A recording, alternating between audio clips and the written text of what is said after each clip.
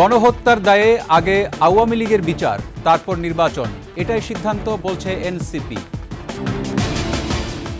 নির্বাচনের কথা বলা যেন অপরাধ, এমন আবহ তৈরি করা হচ্ছে, বললেন তারেক রহমান। দুই বাংলাদেশিকে ধরে নিয়ে গেছে বিএসএফ, প্রতিবাদে দুই ভারতীয় আটক। কিছুটা কমেছে মিনিকেট চালের দাম, সবজির বাজারে উত্তাপ। বাংলাদেশি দাবি করে এবার গুজরাটে ভাঙা হচ্ছে পশ্চিমবঙ্গের মুসলিমদের ঘরবাড়ি।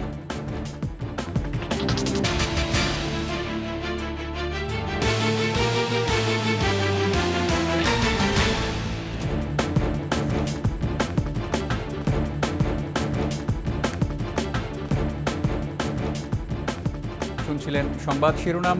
আমন্ত্রণ সন্ধ্যার ২১-এর সংবাদের সাথে আছি রক্তিম ত্রিপুরা। দর্শক, ২১ টেলিভিশনের সংবাদ একই সাথে সরাসরি দেখতে পাবেন আমাদের ফেসবুক পেজ www.facebook.com/2124 অনলাইনে। এছাড়া সাবস্ক্রাইব করতে পারেন www.youtube.com/@21etv চ্যানেলে। এছাড়া সংবাদে আরও থাকছে, নতুন ব্যাটারি চালিত রিকশা তৈরি করল বুয়েট, গতি সর্বোচ্চ ৩০ কিলোমিটার।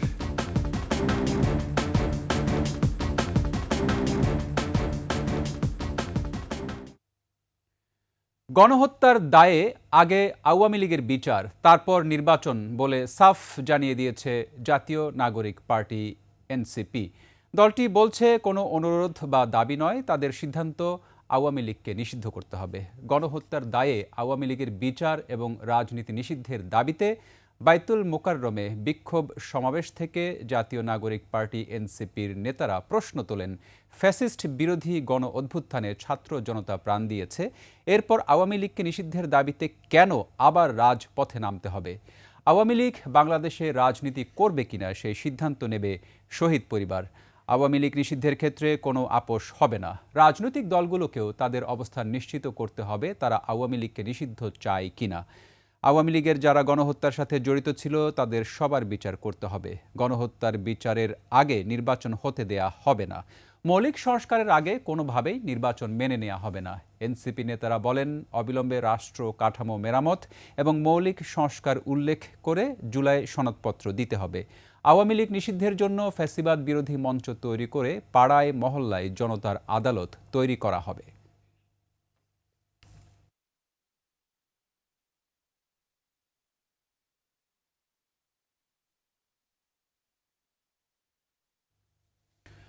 গণ অভ্যুত্থানে সৃষ্ট নতুন বাংলাদেশে আওয়ামী লীগকে রাজনীতি করার সুযোগ দিলে আবারও ফ্যাসিবাদ মাথাচাড়া দিয়ে উঠবে। হাজারো শহীদের রক্তের সাথে বেইমানি করা হবে। তাই দ্রুত আওয়ামী লীগকে নিষিদ্ধ করে প্রয়োজনীয় সব সংস্কার শেষ করেই নির্বাচন দিতে হবে বলে দাবি করেছেন বাইতুল মোকাররমে বিক্ষোভ সমাবেশে যোগ দেয়া সাধারণ মানুষ। আব্দুর রাজ্জাকের ক্যামেরায় মানিক শিকদারের রিপোর্ট। জুমার নামাজের পর থেকে বাইতুল মোকাররমের দক্ষিণ গেটে জড়ো হতে থাকেন এনসিপির নেতাকর্মী, সমর্থক ও সাধারণ মানুষ। মিছিল আর স্লোগানে মুখর হয়ে ওঠে পুরো এলাকা। সবার কণ্ঠে ফ্যাসিবাদের বিচার ও আওয়ামী লীগ নিষিদ্ধের দাবি। কোনোভাবেই যেন তারা এই দেশের মাটিতে ফিরে আসলে যেন তাদের ফাঁসি হয়, ফাঁসি ছাড়া যেন আর কিছু না হয়। তারা যেন ভবিষ্যতে রাজনৈতিক কোনো কার্যকলাপ করতে না পারে। জুলাই বিপ্লবে আহতদের প্রাণের দাবি, আওয়ামী লীগ যেন কোনোভাবেই ফিরতে না পারে। আজিমপুর ঢাকার সামনে থেকে আমাকে পুলিশ গুলি হয়েছে, আমার হাতে জয়েন গেছে গো। আমগর যে অবস্থা করে দিয়ে গেছে, এটা তো ফাঁসি ছাড়া কোনো উপায় নাই। এনসিপি ও জাতীয় পতাকা হাতে ও মাথায় বেঁধে জুলাই আন্দোলনের যোদ্ধারা আবারও ঐক্যবদ্ধ হয়েছে রাষ্ট্র সংস্কারের দাবিতে। জন্য জীবন দিয়েছিল, এই আন্দোলনকে সমর্থন করেছিল, তাদের সমর্থনগুলোকে আমরা যদি পুনরুজ্জীবিত করতে চাই তাহলে অবশ্যই আমাদেরকে আওয়ামী লীগের বিচার নিশ্চিত করতে হবে। আমার চাওয়া এই দেশে যেন আওয়ামী লীগের আর অস্তিত্ব না থাকে। আওয়ামী লীগকে নির্বাচনে অংশগ্রহণের সুযোগ দেয়া হলে আবারও ফ্যাসিবাদ মাথাচাড়া দিবে বলেও আশঙ্কা তাদের। বাংলার মাটিতে কোনো বিস্তার না হয়, তার জন্য বিচার হয়। আমি চাই এই দেশ থেকে আওয়ামী লীগ নামক রাজনীতি যাতে আর না হয়। হাসিনার কোনো চিহ্ন বর্ণ বাংলার মাটিতে চাই না। শেখ হাসিনার বিচার চাই আমরা। বিভিন্ন বয়স ও শ্রেণী পেশার নারী পুরুষ তরুণদের রাজনৈতিক দল এনসিপির কাছে বৈষম্যমুক্ত বাংলাদেশ গড়ার প্রত্যাশার কথাও জানান। এমন একজন সরকার আসুক, যাতে আমাদের নিরাপত্তা থাকে এবং দেশটা শান্তি বজায় থাকে। আগামী বাংলাদেশ হোক ফ্যাসিস্ট মুক্ত, চাঁদাবাজ মুক্ত এবং নতুন এক বাংলাদেশ, যে বাংলাদেশের সকল নাগরিকের মৌলিক অধিকার নিশ্চিত হবে। আওয়ামী লীগ নিষিদ্ধ ও সংস্কার ছাড়া নির্বাচন মেনে নেওয়া হবে না বলেও জানান তারা। মানিক শিকদার, 21 টেলিভিশন, ঢাকা। রাজনৈতিক দলগুলোকে অবজ্ঞা করে বিরাজনীতিকরণ করার চেষ্টা করলে গণতন্ত্র হুমকির মুখে পড়বে। আর সুকৌশলে দেশে এমন আবহ তৈরি করার চেষ্টা চলছে যেন নির্বাচনের কথা বললেই অপরাধ। এমন মন্তব্য করেছেন বিএনপির ভারপ্রাপ্ত চেয়ারম্যান তারেক রহমান। বলেন, সংবিধান লঙ্ঘনকারী পতিত স্বৈরাচারের বিরুদ্ধে সরকার কী ব্যবস্থা নেয় তা জনগণ জানতে চায়। বিস্তারিত মাহিলা ইসলামের রিপোর্টে। এবি পার্টির ৫ম প্রতিষ্ঠাবার্ষিকী উপলক্ষে জাতীয় প্রেস ক্লাবের অডিটোরিয়ামে আয়োজন করা হয় আলোচনা সভার। কথা বলেন দলটির চেয়ারম্যান মুজিবুর রহমান মঞ্জু।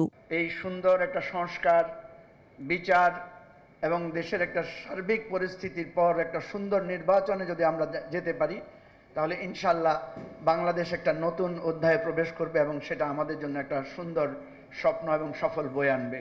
এ সময় অনুষ্ঠানে আসা বিভিন্ন রাজনৈতিক দলের শীর্ষ নেতারা প্রয়োজনীয় সংস্কার শেষে দ্রুত নির্বাচন দেওয়ার আহ্বান জানান। মৌলিক সংস্কার যদি না হয়, তাহলে বাংলাদেশের আসলে যেই আকাঙ্ক্ষার জায়গা থেকে এই পরিবর্তন, সেই আকাঙ্ক্ষা আসলে বাস্তবায়িত হবে না। আমরা জানি না হিউম্যান করিডর এত তাড়াতাড়ি করে তাও অন্তর্বর্তী সরকারের নীতিগতভাবে একমত হতে হলো কেন? মৌলিক প্রশ্নে কনসেনসাসের উপরে দাঁড়াবে, সেইটাই আমাদের আকাঙ্ক্ষা। সেই জায়গা যাতে তারা সব ক্ষেত্রেই মেনটেন করেন। রাজনৈতিক দলগুলোর সাথে অপ্রয়োজনীয় দূরত্ব তৈরি করবেন না, বিরোধের জায়গাটা তৈরি করবেন না। সামগ্রিক যে পরিস্থিতি, সরকার উচিত হবে রাজনৈতিক দলগুলোর মধ্যে আলাপ আলোচনা তৈরি করা। নির্বাচিত সরকারের বিকল্প নাই। নির্বাচিত সরকার না হলে অনির্বাচিত কিংবা এই ধরনের ইন্টারিম গভর্নমেন্ট যতই ভালো হোক, সেটা দেশের জন্য আরো নানান সংকট তৈরি করবে। বিএনপির ভারপ্রাপ্ত চেয়ারম্যান তারেক রহমান অনুষ্ঠানের প্রধান অতিথি হিসেবে ভার্চুয়ালি যুক্ত হয়ে বলেন, কিতাবি বা পুঁথিগত সংস্কার দিয়ে স্বৈরাচার ঠেকানো যায় না।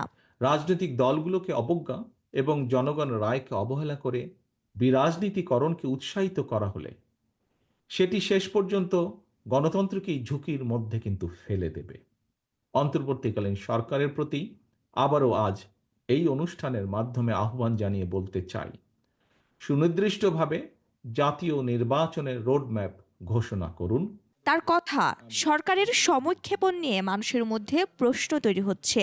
অত্যন্ত সুকৌশলে দেশে এমন একটি আবহাওয়া তৈরির অপচেষ্টা চলছে, যেখানে নির্বাচন অনুষ্ঠানের দাবি করাটাই যেন একটি অপরাধ।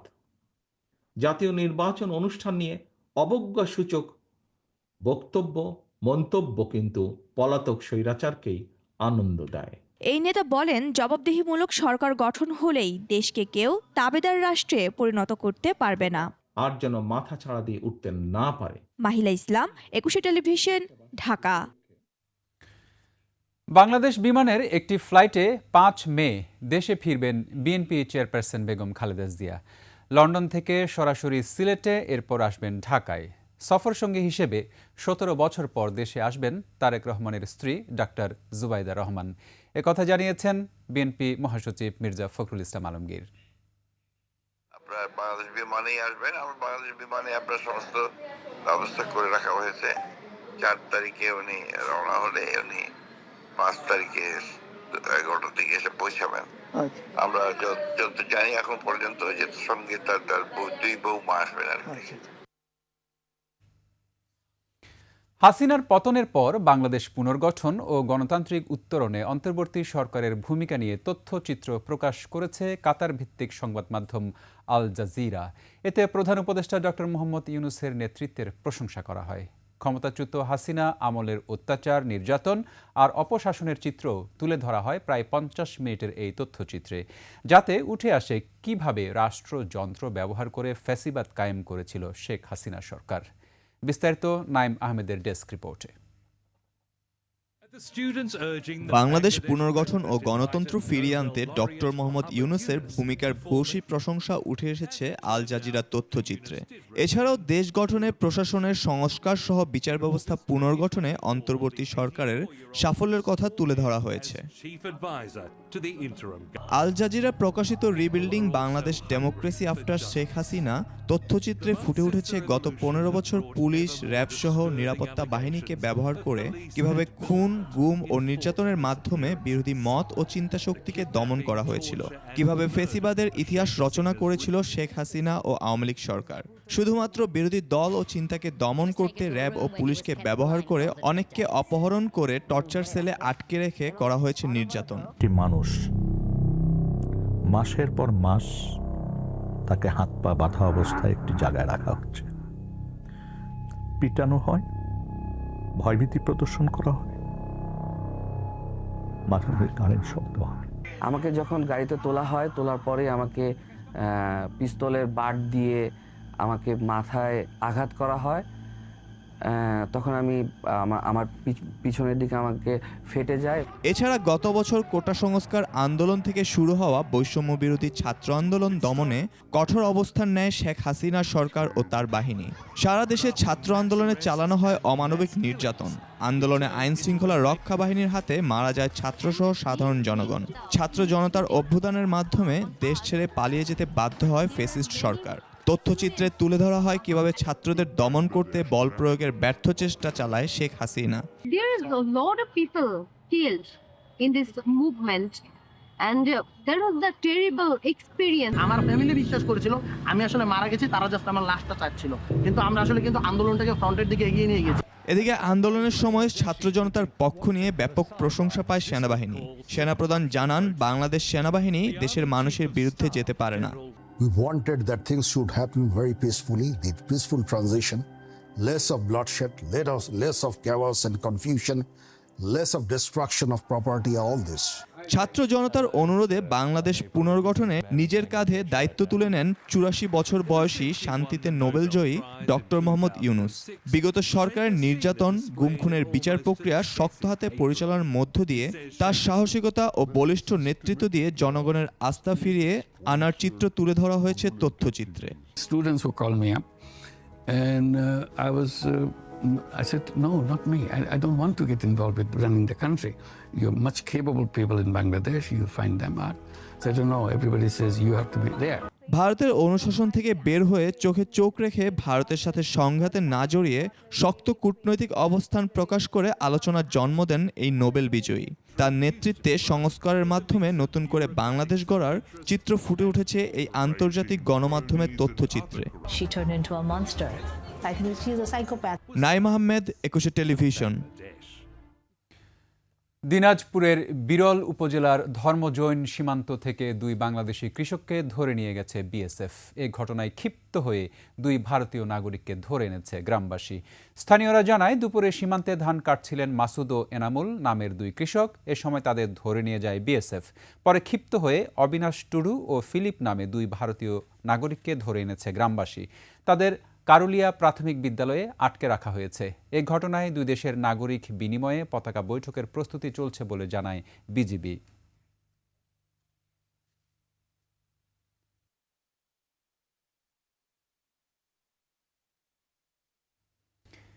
এদিকে ঝিনাইদহের মহেশপুর সীমান্তে ভারতীয় সীমান্তরক্ষী বাহিনী বিএসএফের গুলিতে এক বাংলাদেশি যুবক আহত হয়েছে। গেল রাতে মহেশপুর উপজেলার কুসুমপুর সীমান্তের পিপুলবাড়িয়া গ্রাম এলাকায় এ ঘটনা ঘটে। স্বজনরা জানায়, ওই গ্রামের যুবক রিয়াজ রাতে সীমান্তের মাঠে বৃষ্টির পানি নিষ্কাশনের জন্য যায়। সে সময় বিএসএফ তাকে লক্ষ্য করে গুলি ছোড়ে। এতে গুলিবিদ্ধ হয় রিয়াদ। সেখান থেকে তাকে উদ্ধার করে প্রথমে চুয়াডাঙ্গার জীবননগর ও পরে যশোর জেনারেল হাসপাতালে ভর্তি করা হয়। পরে তার অবস্থা গুরুতর হলে ঢাকায় পাঠানো হয়েছে। তবে গুলির এমন কোনো তথ্য জানা নেই বলে জানিয়েছে বিজিবি।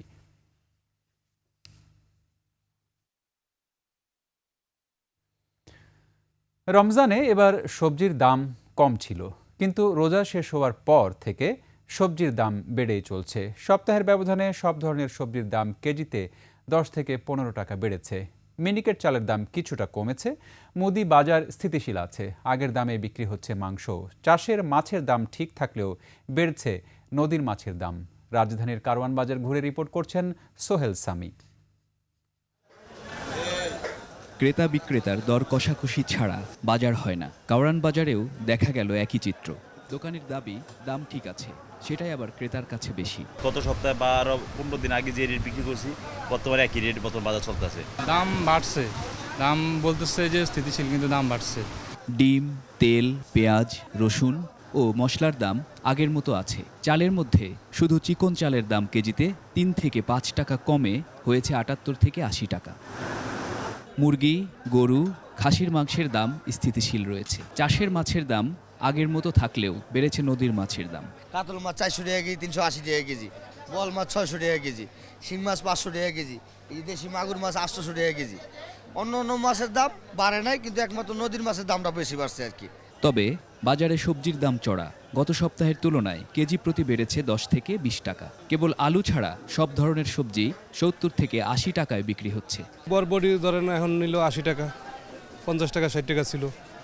পটলও ছিল 40 টাকা 30 টাকা, এখন নিল 60 টাকা। কেজিতে প্রতি কেজিতে 10 থেকে 15 টাকা কিছু সবজি আছে, 20 টাকাও বেশি। গত সপ্তাহে তুলনামূলক এই সপ্তাহে এক কেজিতে 20 টাকাও বাড়ছে কিছু সবজি। তবে সব মিলে আগের বছরের তুলনায় এবছর দামে স্বস্তির কথাই জানালেন ক্রেতারা। দাম এখন পর্যন্ত এটা ঠিক আছে। সোহেল সামি, একুশে টেলিভিশন, ঢাকা। নজর দেওয়া যাক ভারত পাকিস্তান সংঘাতের দিকে। ভারত পাকিস্তান সংঘাতে পাকিস্তানের আকাশসীমা নিষেধাজ্ঞায় এয়ার ইন্ডিয়ার বছরে ক্ষতি হতে পারে 7,260 কোটি টাকা। এদিকে টানা 8 দিনের মতো নিয়ন্ত্রণ রেখায় গুলি বর্ষণ করেছে দুই দেশ। কাশ্মীরে হামলার ঘটনায় ভারতের প্রতিক্রিয়া যেন সংঘাতের রূপ না নেয় বলে মন্তব্য করেছেন মার্কিন ভাইস প্রেসিডেন্ট জেডি ভান্স। বিস্তারিত নাইম আহমেদের ডেস্ক রিপোর্টে। পাকিস্তানের সাথে সংঘাতে জড়িয়ে বড় ধরনের ক্ষতির মুখে ভারতের বিমান কর্তৃপক্ষ এয়ার ইন্ডিয়া। এদিকে 8ম দিনেও বন্ধ হয়নি সীমান্তে গোলাগুলি। ক্রমেই তীব্র হচ্ছে দুই পরমাণু শক্তিধর দেশের মধ্যকার উত্তেজনা। এনডিটিভির প্রতিবেদন দাবি করছে বৃহস্পতিবার রাতে কাশ্মীর সীমান্তের নিয়ন্ত্রণ রেখার কুপওয়ারা, বারামুলা, পুঞ্চ, নওশেরা ও আখনুরে ভারতীয় সেনা পোস্ট লক্ষ্য করে গুলি চালিয়েছে পাকিস্তান। পাল্টা গুলি চালিয়ে জবাব দিয়েছে ভারতীয় সেনারা। এ বিষয়ে কোনো মন্তব্য করেনি পাকিস্তান। এছাড়া ভারত ও পাকিস্তানের মধ্যকার নিয়ন্ত্রণ রেখার নিকটবর্তী পাকিস্তান নিয়ন্ত্রিত কাশ্মীরের এলাকার বাসিন্দাদের খাদ্য মজুত করার নির্দেশ দিয়েছে স্থানীয় কর্তৃপক্ষ। এদিকে পাকিস্তানের আকাশসীমা ব্যবহারে 1 বছরের জন্য নিষেধাজ্ঞা থাকলে এয়ার ইন্ডিয়ার অতিরিক্ত 7,260 কোটি টাকা খরচ করতে হবে। পাকিস্তানি নিষেধাজ্ঞায় ভারতীয় বিমান সংস্থাগুলোর বেশি জ্বালানি খরচ ও দীর্ঘ ভ্রমণ সময়ের মুখোমুখি হতে হচ্ছে। এ অবস্থায় কেন্দ্রীয় সরকারের কাছে সাহায্য চেয়েছে প্রতিষ্ঠানটি। মার্কিন ভাইস প্রেসিডেন্ট জেডি ভ্যান্স এমন কোনো পদক্ষেপ না নিতে ভারতকে আহ্বান জানিয়েছেন যাতে আঞ্চলিক সংঘাত ছড়িয়ে পড়তে পারে। তিনি আশা প্রকাশ করেন পাকিস্তান ভারতের সঙ্গে মিলে তাদের ভূখণ্ডে সক্রিয় জঙ্গিদের বিরুদ্ধে ব্যবস্থা নেবে। নাইম আহমেদ, একুশে টেলিভিশন। তথাকথিত বাংলাদেশি দাবি করে ভারতের গুজরাটে ভাঙা হচ্ছে পশ্চিমবঙ্গের মুসলিমদের ঘরবাড়ি। পাসপোর্ট ও জমির দলিলে ভারতীয় নাগরিক হওয়া সত্ত্বেও শুধুমাত্র বাংলা ভাষাভাষী হওয়ায় আটক করা হয়েছে 6,500 মুসলিম সম্প্রদায়ের মানুষকে। বিস্তারিত নাইম আহমেদের আরেকটি ডেস্ক রিপোর্টে। গুজরাটের সুরাত ও আহমেদাবাদে অবৈধ বাংলাদেশি উচ্ছেদের নামে ভারতের সংখ্যালঘু বাংলাভাষী মুসলিমদের গ্রেফতার ও বাড়িঘর উচ্ছেদ করছে গুজরাট পুলিশ। এমন তথ্য উঠে এসেছে বিবিসি বাংলার প্রতিবেদনে। ভারত নিয়ন্ত্রিত কাশ্মীরে সন্ত্রাসী হামলার পর নিরাপত্তা ব্যর্থতা ঢাকতে বাঙালি মুসলিমদের লক্ষ্য করে গুজরাটে অভিযান পরিচালনা শুরু করে 6,500 সংখ্যালঘু মুসলিমকে গ্রেফতার করে পুলিশ। তাদের বাংলাদেশি বলা হলেও ঘটনাটি অসত্য বলে গণমাধ্যমে উঠে এসেছে। অনেক ক্ষেত্রে দেখা গেছে যাদের আধার কার্ড নেই তাদের বাংলাদেশি বলে সম্বোধন করে গ্রেফতার সহ নির্যাতন চালাচ্ছে গুজরাট পুলিশ। পাসপোর্ট ও জমির দলিলে পশ্চিমবঙ্গের নাগরিক হওয়া সত্ত্বেও মুসলিম হওয়ায় তাদের গ্রেফতার করে প্রশাসন। এদিকে বাংলাদেশি নাগরিক সন্দেহে আহমেদাবাদের চান্দোলা লেক এলাকায় মুসলিমদের বসতি স্থাপনা 50টি বুলডোজার দিয়ে ভেঙে ফেলেছে পুলিশ। পুলিশের পক্ষ থেকে দাবি করা হয় অবৈধ বাংলাদেশিরা এই অঞ্চলে এসেই ঘাঁটি গাড়ে এবং বিভিন্ন অপরাধে জড়িয়ে পড়ে। पूरा जो चंडोला तालाब है यहाँ इलीगल जो माइग्रेंट जो बांग्लादेशी हैं। এই এলাকাটা বাঙালি প্রধান এলাকা। সবাই জানে বেআইনিভাবে যে সকল বাংলাদেশিরা আসে তারা এখানে এসে ঘাঁটি গাড়ে। সেজন্য বিশেষ করে এই এলাকাটি চিহ্নিত করা হয়েছে। চান্দোলা লেকের ঝুপড়িতে বসবাসকারীরা জানিয়েছে তারা বাংলাদেশি নয়, তারা ভারতীয় নাগরিক এবং তারা কয়েক প্রজন্ম ধরে এখানে বসবাস করছে। বাংলাদেশে বহুত কষ্ট হচ্ছে, এখন কোথায় যাব জানি না। প্রজন্মের পর প্রজন্ম বেড়ে ওঠা নিজের আবাসস্থল হারিয়ে সর্বহারা মুসলিমরা কোথায় যাবে, কিভাবে জীবন ধারণ করবে তা নিয়ে শঙ্কিত ভুক্তভোগীরা। নাইম আহমেদ, 21 টেলিভিশন। নিচ্ছি সংবাদ বিরতি, ফিরে এসে অন্যান্য সংবাদের সঙ্গে আরও যা থাকছে। মাটির নিচে আটকে রেখে মুক্তিপণ আদায়ের চেষ্টা, অভিযুক্তদের বাড়িতে বিক্ষুব্ধদের আগুন। আমন্ত্রণ আবারও সন্ধ্যার 21 সংবাদে। নির্বাচনের খবর নেই, সরকার করিডোর নিয়ে ব্যস্ত বলে অভিযোগ করেছেন বিএনপি চেয়ারপারসনের উপদেষ্টা জয়নুল আবেদিন ফারুক। বলেন, করিডোরের বিষয়ে সিদ্ধান্ত নেবে নির্বাচিত সরকার। জাতীয় প্রেস ক্লাবে বাংলাদেশ জাতীয়তাবাদী গণজাগরণ দলের কেন্দ্রীয় নির্বাহী কমিটির আলোচনা সভায় তিনি বলেন, 8 মাস ধরে অন্তর্বর্তী সরকারকে সহযোগিতা করে আসছে বিএনপি। সহযোগিতা করার পরেও অন্তর্বর্তী সরকার যদি ফখরুদ্দিন মঈনুদ্দিনের মতো ক্ষমতা দীর্ঘায়িত করার স্বপ্ন দেখে, বিএনপি তা মেনে নেবে না বলে হুঁশিয়ার দেন ফারুক। গণতন্ত্রের জন্য জনগণ সরকারকে ক্ষমতায় বসিয়েছে, তাই সরকারের উচিত দ্রুত নির্বাচন আয়োজন করা। বিএনপির বিরুদ্ধে ষড়যন্ত্র করে জনগণের কাছ থেকে বিএনপিকে দূরে রাখা যাবে না বলেও জানান চেয়ারপারসনের এই উপদেষ্টা।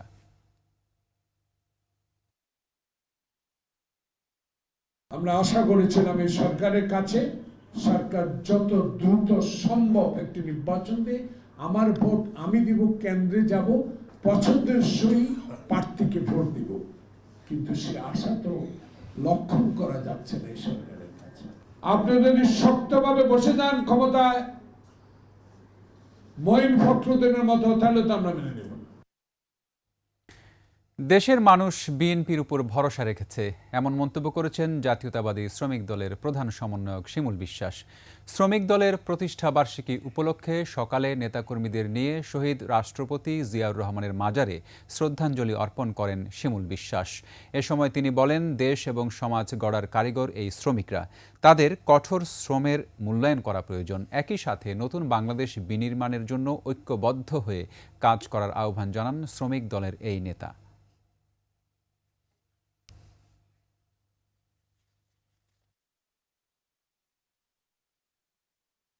24-এর রক্তাক্ত এই পরিবর্তনের পর বাংলাদেশের মানুষ নতুন বাংলাদেশ দেখার স্বপ্ন দেখছে।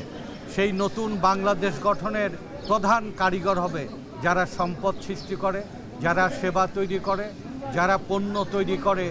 আজকে অর্থনীতি নেপথ্য কারিগর বাংলাদেশের শ্রমিক শ্রেণীর। বিএনপি ক্ষমতায় না আসা পর্যন্ত ভাত না খাওয়ার পণ করা ঝিনাইদহের নিজামুদ্দিন মণ্ডলের চিকিৎসার দায়িত্ব নিলেন তারেক রহমান। 30 এপ্রিল তাকে ভর্তি করা হয় ঢাকায় বাংলাদেশ মেডিকেল বিশ্ববিদ্যালয়ে। ফরিদপুর প্রতিনিধি এহসান রানার তথ্যচিত্রে ডেস্ক রিপোর্ট। ঝিনাইদহের নিজামুদ্দিন মণ্ডল পণ করেছিলেন বিএনপি ক্ষমতায় না আসা পর্যন্ত ভাত খাবেন না। এরপর থেকে কেটেছে শুকনো খাবার খেয়ে। স্বজনরা জানায় 2014 সালের 30 মে ঝিনাইদহের মহেশপুরে বিএনপির প্রতিষ্ঠাতা শহীদ রাষ্ট্রপতি জিয়াউর রহমানের শাহাদাত বার্ষিকীতে কাঙালি ভোজের আয়োজন করেন নিজাম। কিন্তু আওয়ামী লীগ হামলা চালিয়ে সেই কাঙালি ভোজ পণ্ড করে দেয়, নষ্ট করে দেয় রান্না করা খিচুড়ি। ফ্যাসিস্টদের ন্যাক্কারজনক এই আচরণ মেনে নেননি নিজামুদ্দিন মণ্ডল। প্রতিবাদে ভাত না খাওয়ার পণ করেন তিনি। অনুষ্ঠানটা করতেছিলাম, মানে খিচুড়ি জানতেছিলাম, লাঠি মারি ফুলি দেওয়ার পরে আমার বললাম যে আমি আর এই ভাত খাবো না, আমার 10 দিন ক্ষমতা না আসে, তারেক রহমান বাড়ি আসবে। এরপর থেকে ভাত স্পর্শ করেননি নিজাম। দিন কাটিয়েছেন শুধু রুটি কলা খেয়ে। তার ফুসফুসে ক্ষত দেখা দিয়েছে। ঈদুল ফিতরের পর থেকে তার শারীরিক অবস্থার অবনতি হতে শুরু করে। 28 এপ্রিল তাকে ভর্তি করা হয় ফরিদপুর মেডিকেল কলেজ হাসপাতালে। এদিকে এই খবর পেয়ে নিজামুদ্দিন ও তার পরিবারের সাথে যোগাযোগ করেন বিএনপির ভারপ্রাপ্ত চেয়ারম্যান তারেক রহমান। তার নির্দেশে ফরিদপুর মেডিকেলে যান দলের কেন্দ্রীয় প্রতিনিধি দল। জানান, নিজামুদ্দিনের চিকিৎসার সব খরচ বিএনপি বহন করবে। আমাদের এই টিমকে পাঠিয়েছেন, সবার সাথে কথা বলে আমরা সিদ্ধান্ত নিয়েছি ওনাকে আমরা ঢাকায় ভালো কোনো হসপিটালে, পিজি হসপিটালে আমরা স্থানান্তর করব।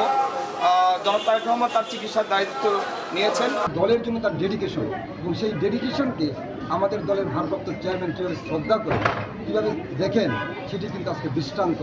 সেই দৃষ্টান্তকে আমরা সকলেই অনুসরণ করি। চিকিৎসকদের পরামর্শে তাৎক্ষণিকভাবে তাকে ঢাকায় নেওয়ার সিদ্ধান্ত হয়। নিজামুদ্দিন মণ্ডলের বাড়ি ঝিনাইদহের মহেশপুর উপজেলার বাঁশবাড়িয়া গ্রামে। তিনি 3 ছেলের বাবা। মহিমা পলি, ডেস্ক রিপোর্ট, 21 টেলিভিশন। চট্টগ্রাম নগরের চান্দগাঁও হামিদচর এলাকায় কর্ণফুলী নদী থেকে এক স্কুল ছাত্রের মরদেহ উদ্ধারের ঘটনায় জিজ্ঞাসাবাদের জন্য 4 জনকে আটক করেছে পুলিশ। বুধবার সকালে মরদেহটি উদ্ধার হয়। পুলিশ বলছে, পরিকল্পিতভাবে মারধরের পর ওই স্কুল ছাত্রকে নদীতে ফেলে দেয় তার কয়েকজন সহপাঠী। হত্যার ঘটনায় জড়িতদের শাস্তির দাবি পরিবারের। চট্টগ্রাম থেকে বিপ্লব মজুমদারের তথ্য ছবিতে ডেস্ক রিপোর্ট। নিহত স্কুল ছাত্রের নাম রাহাত ইসলাম। সে নগরের চাঁদগাঁও সানোয়ারা বয়েজ স্কুলের 7ম শ্রেণীর ছাত্র ছিল। মঙ্গলবার থেকে নিখোঁজ ছিল সে। বুধবার সকালে কর্ণফুলী নদীতে রাহাতের মরদেহ দেখতে পেয়ে এলাকাবাসী পুলিশকে খবর দেয়। নিহতের বাবা জানান, তার ছেলে মঙ্গলবার বিকেলে বন্ধুদের সঙ্গে বেড়াতে বের হয়। এরপর তার খোঁজ পাওয়া যাচ্ছিল না। তিনি অভিযোগ করেন, ক্রিকেট খেলা নিয়ে বাকবিতণ্ডার জেরেই পরিকল্পিতভাবে বন্ধুরা রাহাতকে হত্যা করেছে। অন্যদিকে ঘোরাঘুরি করার কোনো সুযোগ নেই। স্কুল থেকে আসে ওই প্র্যাকটিসে চলে যায় ক্রিকেটে, এটাই তার কাজ, তার বাসা। তাদেরকে শাস্তি তো দূরের কথা, তাদেরকে ছাড় দেওয়ার প্রবণতা আমরা খুবই বেশি দেখতে পাচ্ছি, যার ফলে এই অবস্থাগুলো ধীরে ধীরে আরও প্রসারিত হচ্ছে। একটা ব্যাগ পাওয়া গেছে, ব্যাগের মধ্যে দেখছি যদি আমরা তো এখানে আমি চলে গেছি, ব্যাগের মধ্যে দেখতেছি যে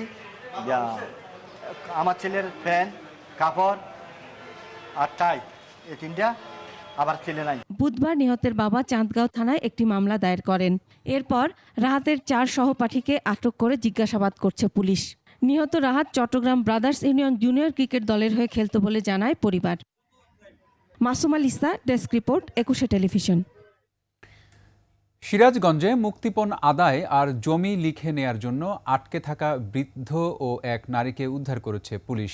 মাটির নিচে থাকা গুপ্ত কক্ষ থেকে নিজেরাই কৌশলে বের হয়েছেন। এই চক্রের হোতা নাজমুল ইসলাম আরাফাতকে গ্রেফতার করেছে পুলিশ।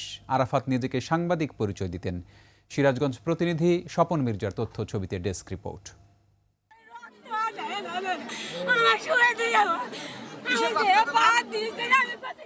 বন্দিদশা থেকে মুক্ত হয়ে শিল্পী খাতুন জানান, অপহরণের পর গুপ্ত কক্ষে আটকে রেখে চালানো হতো নির্যাতন। তাকে আটকে রাখা হয়েছিল 4 মাস, আর বৃদ্ধ আব্দুল জব্বারকে আটকে রাখা হয় 6 মাস। শুক্রবার ভোর রাত 3টার দিকে কেচি দিয়ে মাটি ঘুরে তারা বাইরে বের হয়ে আসে।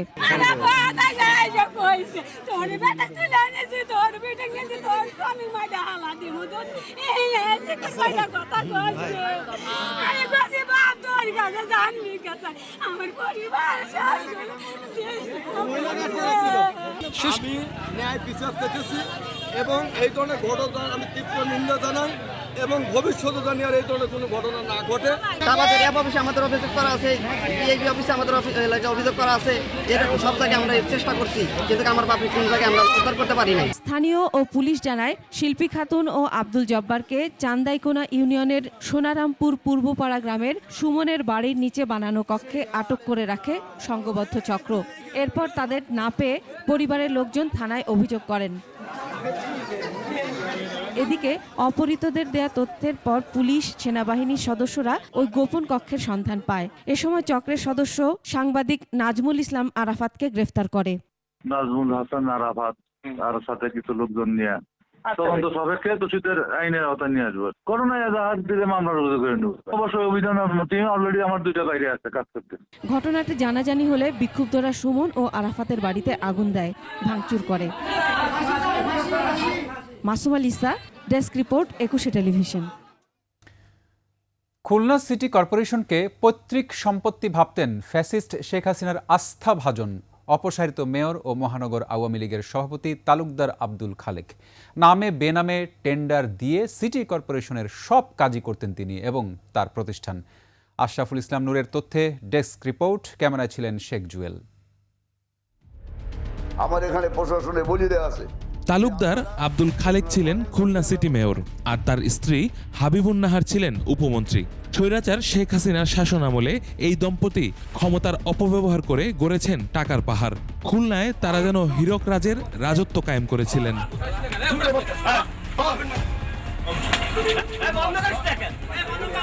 ঠিকাদারি কাজে দুর্নীতি, পছন্দের ঠিকাদারদের একচেটিয়া কাজ দেওয়া ও কমিশনের ভিত্তিতে কাজ বিক্রির অভিযোগ রয়েছে তালুকদার আব্দুল খালেকের বিরুদ্ধে। অভিযোগ, পছন্দের ব্যক্তি ও আওয়ামী লীগ নেতাদের মধ্যে লাইসেন্স ছাড়াই প্রায় 1000 কোটি টাকার কাজ ভাগ করে দিয়েছেন তিনি।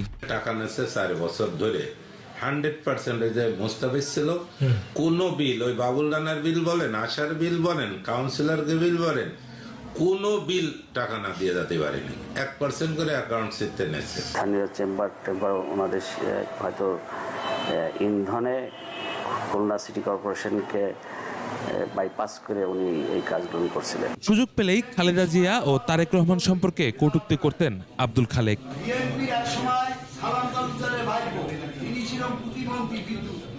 সাংবাদিক সম্মেলনে বলছে যে এই সেক্টর থেকে 22,000 কোটি টাকা তারেক জিয়া এবং ছিল কুখ্যাত সন্ত্রাসী এরশাদ শিকদারের সাথেও সখ্যতা। সিটি কর্পোরেশনের মেয়র ছাড়াও ছিলেন সাউথ বাংলা অ্যান্ড কমার্স ব্যাংকের ভাইস চেয়ারম্যান ও খুলনা ট্রাস্টি বোর্ডের চেয়ারম্যান। তার সময়ে 7 বছর আগে সড়ক সংস্কার, শিপইয়ার্ড রোড আর ড্রেন খোঁড়াখুড়ির শুরু হয়, যা এখনো চলমান। এই উন্নয়নের বুলি দিয়ে তিনি রাষ্ট্রীয় কোষাগার থেকে সরকারি বরাদ্দ যা এসছে তিনি লুটপাট করে খেয়েছেন। তার মনোনীত ব্যক্তিরাই সিটি কর্পোরেশনে কাজ করতে। সিটি কর্পোরেশনের কোনো মেয়র বা কোনো কাউন্সিলর সিটি কর্পোরেশনে কোনো ব্যবসা করতে পারবে না। এটি সিটি কর্পোরেশনের অর্ডিন্যান্সের মধ্যে পরিষ্কারভাবে বলা আছে। তালুকদার আব্দুল খালেক সে কিন্তু সিটি কর্পোরেশনের বিভিন্ন বেনামে স্বনামে কাজ করেছে। এসিসির এই অপসারিত মেয়র ও মহানগর আওয়ামী লীগের সভাপতি তালুকদার আব্দুল খালেকের দুর্নীতি ও অনিয়ম অনুসন্ধানে 21 জানুয়ারি 3 সদস্যের টিম গঠন করে দুদক। দুদকের আবেদনে 24 মার্চ আব্দুল খালেক ও তার স্ত্রী সাবেক উপমন্ত্রী হাবিবুন নাহারের 5টি ব্যাংক হিসাব, এফডিআর ও সঞ্চয়পত্র মিলে প্রায় 8 কোটি 10 লাখ টাকা ফ্রিজ করে আদালত। 5 আগস্ট ফ্যাসিস্ট সরকারের পতনের পর লাপাত্তা এই দম্পতি।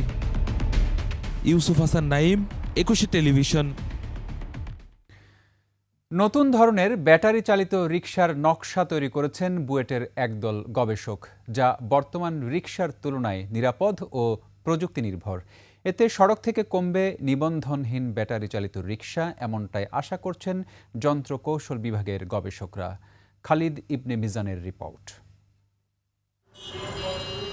রিকশার শহর ঢাকা, পরিচয়টা ছাপিয়ে গেছে ব্যাটারি চালিত অটোর দৌরাত্মে। রাজপথ থেকে অলিগলি কোথায় নেই অটোর দাপট, যাদের বেশিরভাগেরই নেই রেজিস্ট্রেশন, চালকও অপ্রশিক্ষিত। এমন পরিস্থিতি বদলাতে এগিয়ে এসেছে বুয়েট। যন্ত্র কৌশল বিভাগের 6 সদস্যের গবেষক দল তৈরি করেছে নতুন ধরনের এই নিরাপদ রিকশা। বাংলাদেশ জ্বালানি ও বিদ্যুৎ গবেষণা কাউন্সিলের অর্থায়নে দীর্ঘ 2 বছর গবেষণার পর রিকশার এই নতুন মডেল প্রকাশ করা হয়েছে। এটা একটা প্রজেক্টের জিনিসটা, তো আমরা ধরেন 4 জন শিক্ষক ছিলাম এবং 2 জন ইঞ্জিনিয়ার ছিল, এখানে আমরা কাজ করেছি। আর এছাড়া ধরেন একজন এমএলএসি ছিল, একজন অ্যাকাউন্টেন্ট ছিল। প্রায় 2.5 বছরের গবেষণা করে এই জিনিসগুলো দেয়া আর কি। নতুন এই রিকশায় থাকছে নানা আধুনিক বৈশিষ্ট্য। আছে লুকিং গ্লাস, ডানে বায়ে মোড় নেওয়ার সময় থাকবে ইন্ডিকেটর, হেডলাইট সহ রয়েছে হাইড্রোলিক ব্রেকও। গতি সর্বোচ্চ 30 কিলোমিটার হলেও রিকশাটি হবে অনেক বেশি নিয়ন্ত্রিত। এদের স্পিড লিমিট দিয়েছে আমরা 30, সুতরাং তার জন্য রাস্তা কিন্তু নির্ধারিত হতে হবে। আপনার দ্রুতগতি যানবাহন, যেমন বাস, ট্রাক, প্রাইভেট কার যে রাস্তায় চলবে সেই রাস্তায় কিন্তু এই গাড়িগুলো চলাচল করবে না। নতুন মডেলের এই রিকশার গতির সাথে সামঞ্জস্য রেখে সড়কে অনুমোদন দেওয়ার পরামর্শ এই গবেষকের। খালিদ ইবনে মিজান, 21 টেলিভিশন, ঢাকা। নিচ্ছি আরেকটা সংবাদ বিরতি, ফিরে এসে অন্যান্য সংবাদের সঙ্গে আরও যা থাকছে। বাংলাদেশের আরব আমিরাত সফরের সূচি ঘোষণা, প্রথম ম্যাচ 17 মে। আমন্ত্রণ আবারও সন্ধ্যার 21 সংবাদে। যুক্তরাজ্যে নিযুক্ত বাংলাদেশের হাই কমিশনার আবিদা ইসলাম রাজা তৃতীয় চার্লসের কাছে পরিচয়পত্র পেশ করেছেন। বৃহস্পতিবার বাকিংহাম প্যালেসে রাজা তৃতীয় চার্লসের সাথে দেখা করেন বাংলাদেশের হাই কমিশনার আবিদা ইসলাম। আনুষ্ঠানিকতা শেষে ডিপ্লোম্যাটিক কোরের মার্শালের নেতৃত্বে আবিদা ইসলাম তার পরিচয়পত্র পেশ করেন। তিনি প্রধান উপদেষ্টা নোবেল বিজয়ী অধ্যাপক মোহাম্মদ ইউনূসের পক্ষ থেকে হাই কমিশনার রাজা চার্লসকে বাংলাদেশ সফরের আমন্ত্রণ জানান। রাজা চার্লস অধ্যাপক ইউনূসকে আন্তরিক শুভেচ্ছা জানান এবং তার দাতব্য সংস্থা ও গ্রামীণ ব্যাংকের 50 বছর পূর্তি উপলক্ষে স্মৃতিচারণা করেন। শেষ করছি সন্ধ্যার 21 সংবাদ। যাবার আগে সংবাদ শিরোনামগুলো আরও একবার। গণহত্যার দায়ে আগে আওয়ামী লীগের বিচার, তারপর নির্বাচন, এটাই সিদ্ধান্ত বলছে এনসিপি। নির্বাচনের কথা বলা যেন অপরাধ, এমন আবহ তৈরি করা হচ্ছে বললেন তারেক রহমান। 2 বাংলাদেশিকে ধরে নিয়ে গেছে বিএসএফ, প্রতিবাদে 2 ভারতীয় আটক। কিছুটা কমেছে মিনিকেট চালের দাম, সবজির বাজারে উত্তাপ। বাংলাদেশি দাবি করে এবার গুজরাটে ভাঙা হচ্ছে পশ্চিমবঙ্গের মুসলিমদের ঘরবাড়ি।